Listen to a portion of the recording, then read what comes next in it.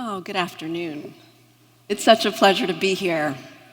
What I want to talk about today is the way in which culture creates justice.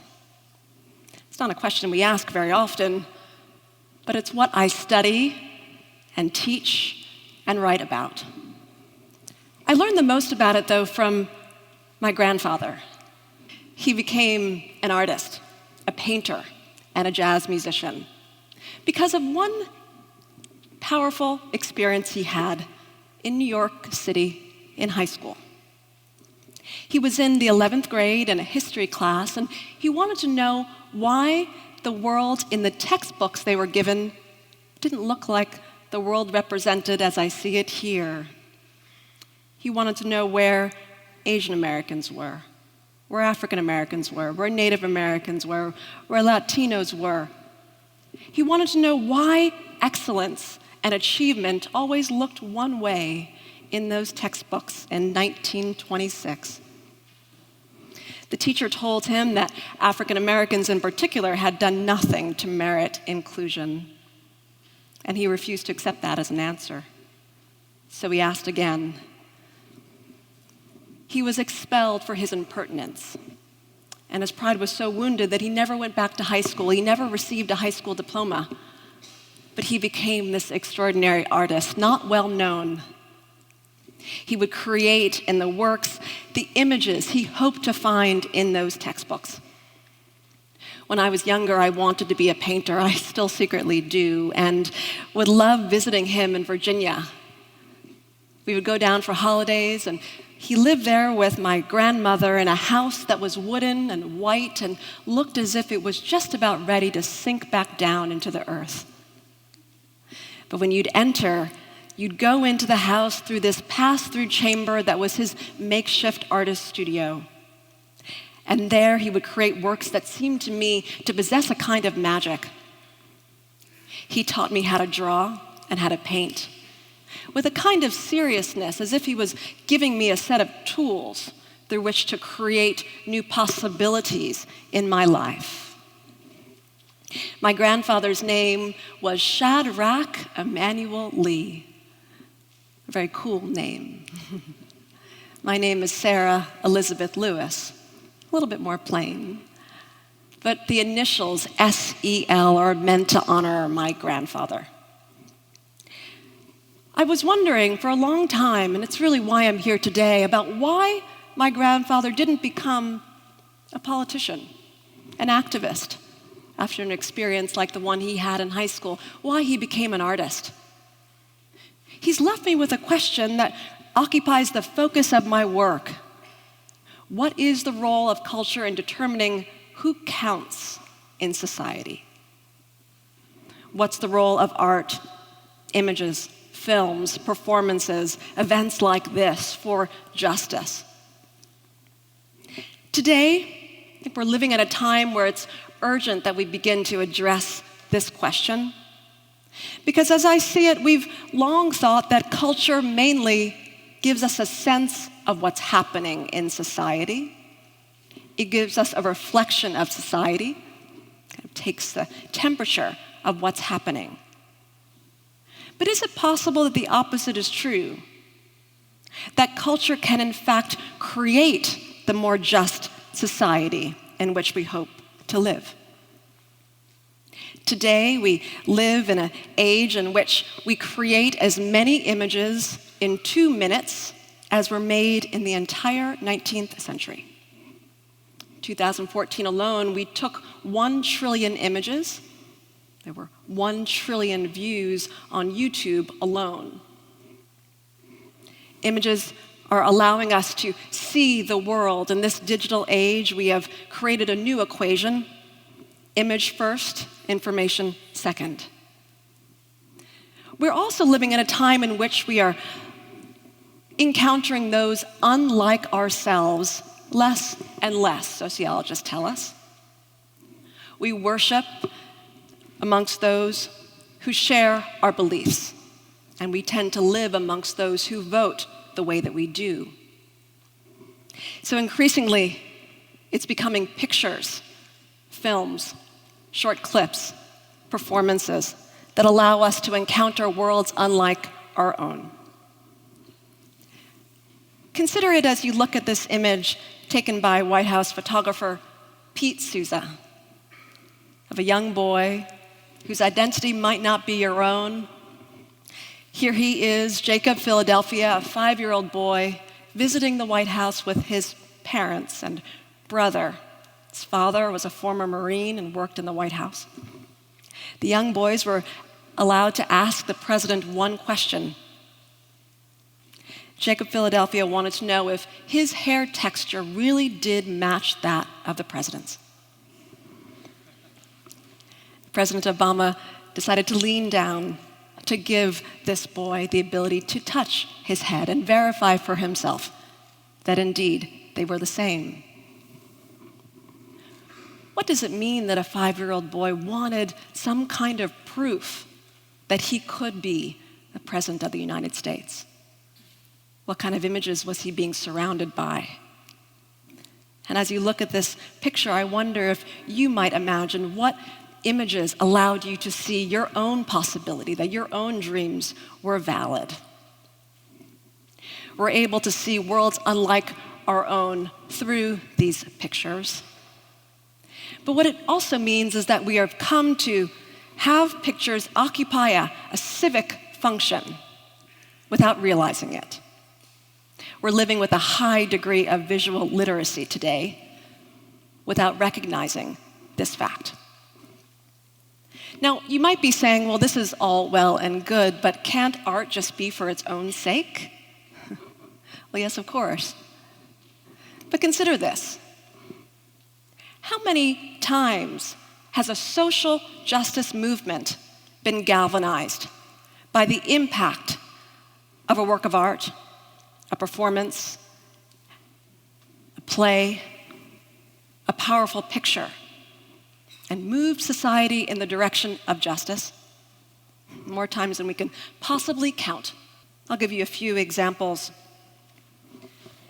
Think of a young boy named Charles Black Jr. in 1931, wanting to go to a dance. He's 16 years old in Austin, Texas, and just try to meet some girls, and he finds himself just struck still by the power of this trumpet player he has never heard of before.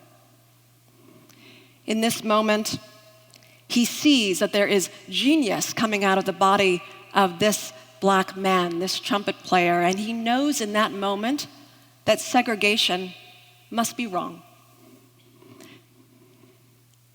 It turns out that this trumpet player was Louis Armstrong, king of the trumpet. His friend there with him recognizes this genius in Louis Armstrong, and he instead shakes his head and utters an epithet about African Americans used during the day, but Charles Black Jr. was sure that he was looking at genius. Charles Black Jr. became one of the lawyers for the Supreme Court case, the 1954 case, Brown versus Board of Education, that deemed segregation unlawful in this country. And he inaugurates this as the moment that affected this life-changing shift. He went on to teach constitutional law, and every year he would have an Armstrong listening night to honor the man who effected this private shift that had massive public consequences. Think of the impact of this image, Earthrise, taken from the near surface of the moon after the first manned mission, the Apollo 8, that shows our planet in an environment. This is the image that had enough coalescent force to catalyze the environmental movement. I could offer you countless examples. Think of the ways in which citizens around the United States and abroad were mobilized by what they saw during the civil rights movement on their televisions and in newspapers, and decided to go to Selma or to Birmingham to combat injustice. Think of times when images are so potent in their ability to speak back to injustice that they're censored, as was the case with this image taken by photographer Dorothea Lange. She was hired by the government, the War Relocation Agency, to document in 1942 Japanese internment. Instead, her images showed the inhumanity of this act. If you were in my class, we would talk about the way in which the composition, in fact, undermines the very remit that she had for this project. These images were impounded by the US Army and were not printed as their formal document about Japanese internment. Finally, I'd ask you to consider the ways in which leaders have pointed out the role of culture for getting us to a moment of justice during times of crisis. Perhaps no one did so more than Frederick Douglass. In Boston's Tremont Temple, that integrated church 1 block from Boston Commons, he made a speech that stunned his audience during the Civil War. He spoke about the power of not combat, but something as small and trifle-like as a picture to achieve the reconciliation our nation so desperately needed. The audience was confused, but they would listen. Douglass was known as Abraham Lincoln said, one of the most meritorious men, if not the most meritorious man, in the United States. Douglass was also the most photographed American man in the 19th century. Not African American man, American man. He sat for his photograph more times than President Lincoln himself.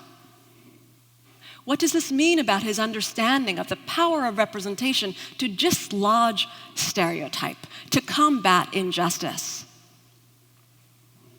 At the end of his speech, he made the statement that he hoped and believed it might take centuries for us to understand precisely what he meant.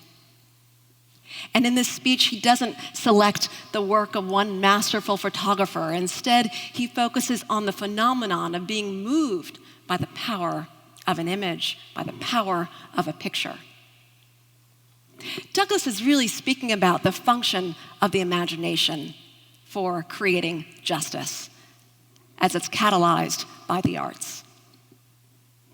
He's speaking about the ability to be moved the way that Charles Black Jr. was, looking at Louis Armstrong and understanding that a new possible future was in front of him and that he wanted to be part of it. What's common to all of these stories is something we don't often acknowledge, that these public moments of justice begin with private, internal moments. Moments in which we are able to be still, to shift the speed of our processing, to decelerate. These are the moments in which we start to see what we did not know we did not know. This is at the heart of justice, this self-correction, the ability to be humble and to acknowledge our past failures and to make way for a new imagined future.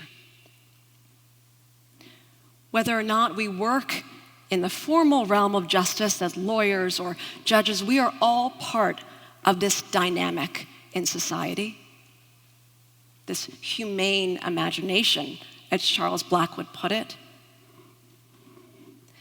I want to end with one story. I've often wondered about that high school classroom my grandfather was in. I wondered what makes that teacher so upset. My grandfather, after all, was a very funny man, very quiet man. Is it that the question he asked forced the teacher to see a new vision of the world, and long enough for him or her to pause, and perhaps to have the whole classroom pause too? There's much work to be done if we're going to acknowledge the function of culture for creating justice. If we are to do this, I think we first need to honor the power of these small private moments for contributing to change on a massive scale. I think we need to inaugurate a new model for civics in public education, one that acknowledges the function of culture for justice. I believe that our marketing companies and our media companies need to understand the gravitas of the messaging that accompanies the images they put out into the world. I believe that our very civic and collective identity is at stake if we don't do this work. I have a firm sense of hope in the power of representational justice, the kind that we see rising in a young Jacob Philadelphia as he is touching President Obama's hand, the kind that Charles Black Jr. had that allowed him to inaugurate a new path for himself. My hope is that soon we will start to see that the arts are not merely a respite from life, a kind of a luxury, but that in fact, the arts have been crucial for creating the very civic and just society in which we are honored to live. Thank you.